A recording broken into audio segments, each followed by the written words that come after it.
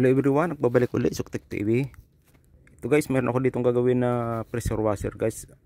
Ang issue nito guys, walang ayaw gumana. Yan, buksan ko na guys. Hindi ko na pinakita sa inyo pag tanggal ng mga tornilyo. Ayan yan yung tsura ng loob. Check ko muna sa tester siguro to. Tingnan ko ng continuity. Ginagamit pala today guys dito sa pinapasukan ko naglilinis ng mga guys CR, katulad ng mga yan guys.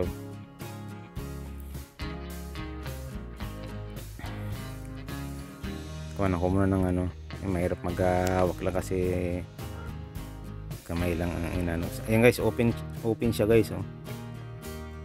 Ayan, check ko muna kung saan dumaan yung 919 nito papunta sa motor.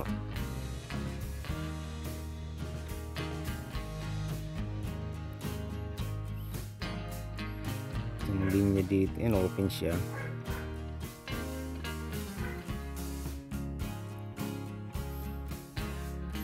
Duman siya ng limit switch, tubig.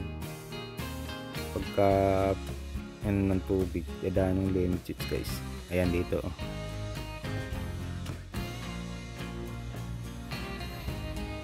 Open siya.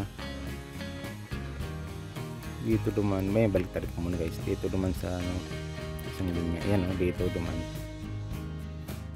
Ayan guys, pass forward ko lang para di umabang video. Itong buksan ko guys na may tumutulak ditong limit switch.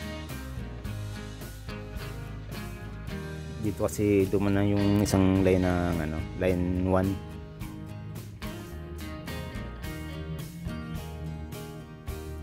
Medyo matigas, ngayon tanggalin. Yan guys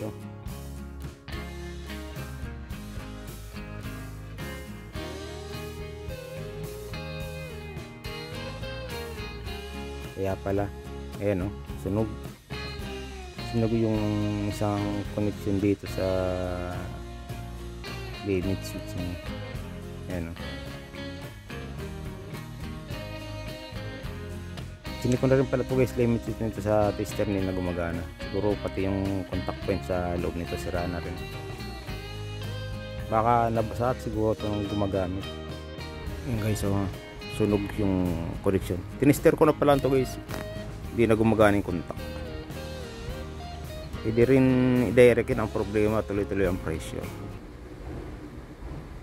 Ito guys, may nakuha na akong pamalit na bagong kaparehas. Ayan mas maganda kasi merong ganito.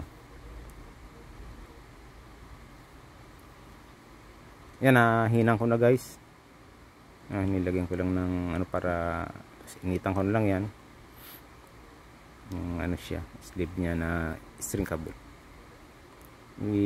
Balik ko na siguro guys, tapos testing ko na guys. Yan guys, balik na yan, testing na rin may pressure na dati. Salamat sa panood.